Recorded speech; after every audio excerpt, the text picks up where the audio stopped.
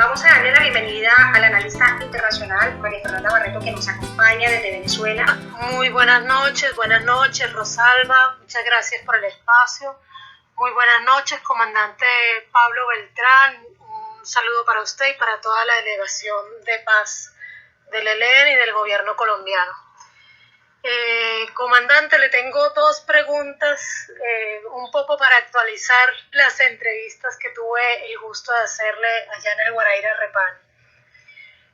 La primera de ellas, pues preguntarle si en esta reciente visita del ministro de Justicia realmente se avanzó en los alivios humanitarios que se había acordado con los presos y presas del ELN, y si se tocó con el ministro de Justicia también la situación de los y las jóvenes que están presos, aún presos y presas por el levantamiento popular del 2021, que según sabemos son más de 200 jóvenes quienes continúan en las cárceles de Colombia por ser parte de este levantamiento popular. La segunda pregunta, comandante, si me permite hacerle dos preguntas, abusar un poco aquí del espacio que facilitan los compañeros de Alcarajo y de Puentes de Paz, sería preguntarle, porque precisamente ayer, por ejemplo, se conmemoró un año del asesinato de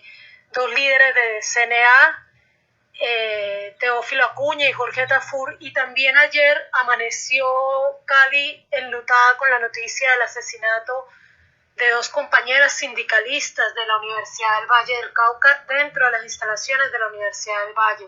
Entonces, preguntarle hasta qué punto considera la delegación de paz del ELN que es posible seguir avanzando en ceses bilaterales, que entendemos será uno de los posibles productos de este segundo ciclo, en tanto no se concrete un desmonte del paramilitarismo en los territorios, que bueno, que lo que estamos viendo es que no se ha logrado detener el asesinato de líderes y lideresas sociales, y de hecho hemos visto manifestaciones de los campesinos en las carreteras en los últimos días exigiendo precisamente ese desmonte del paramilitarismo. Buenas noches, María Fernanda. Y en ese orden, el ministro de Justicia estuvo aquí en Ciudad de México ayer. Intercambiamos con él. Él conocía ya de los acuerdos de alivio humanitario a la población carcelaria en general y a nuestros presos en particular. Él está también articulado al cumplimiento de estos alivios. Y en cuanto a los de la primera línea, realmente hay una oposición muy grande desde diversos sectores de los poderes del Estado en Colombia para que eso ocurra. ¿Por qué ocurre eso? Porque este gobierno de tinte progresista le toca nadar en contracorriente contra un viejo régimen. Y si ustedes, los que me escuchan, se acuerdan, el viejo régimen que queremos dejar atrás es un régimen que se caracteriza por perseguir y exterminar al opositor. Ahí está la condena que acaba de recibir de la Corte Interamericana por el genocidio de la Unión Patriótica. Hace pocos días un tribunal internacional de opinión también le hace una condena similar por todos los, dijéramos, práctica genocida que ejecutó el régimen contra los pobladores de Cali cuando el estallido social del año 2021. Entonces, esa característica del viejo régimen de perseguir y exterminar al opositor todavía pervive en la sociedad colombiana, pese a que hay un gobierno que la rechaza y que trata de superarla. Entonces, estamos en medio de un nuevo gobierno que le toca también lidiar con ese Estado y con ese régimen que recibe.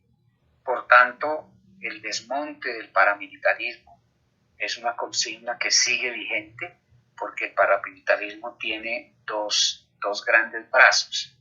El propio de bandas y grupos criminales que son usados por las Fuerzas Armadas estatales para cometer crímenes, y el otro brazo es las propias operaciones encubiertas que hacen las Fuerzas Armadas en contra de los opositores. Entonces, esos dos brazos siguen vigentes. Nosotros hemos escuchado que el ministro de Defensa ha dicho que no admite violaciones de derechos humanos y corrupción en sus tropas. Entiendo que en esa dirección están caminando, pero ustedes tienen también que hacer el recuento de que es un régimen instalado 75 años en el poder, desde que mataron a Gaitán, y que con ese tipo de violencia política es que se sostienen al poder. Entonces, por eso todavía persisten el asesinato de líderes comunitarios, defensores de derechos humanos, ambientalistas.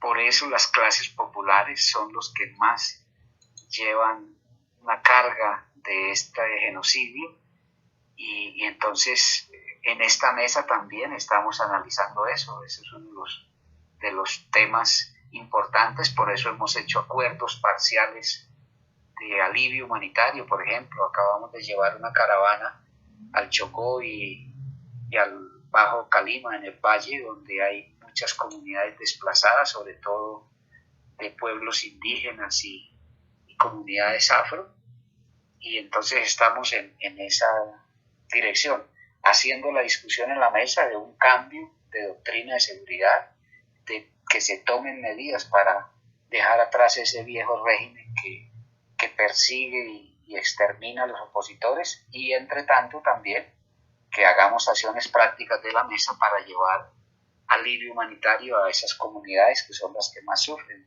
porque son comunidades en territorios muy ricos que son muy codiciados por las multinacionales para sus megaproyectos mineros de agronegocio, y entonces les interesa usar esta práctica genocida de matar líderes, asustar y desplazar comunidades para poder quedarse con el territorio.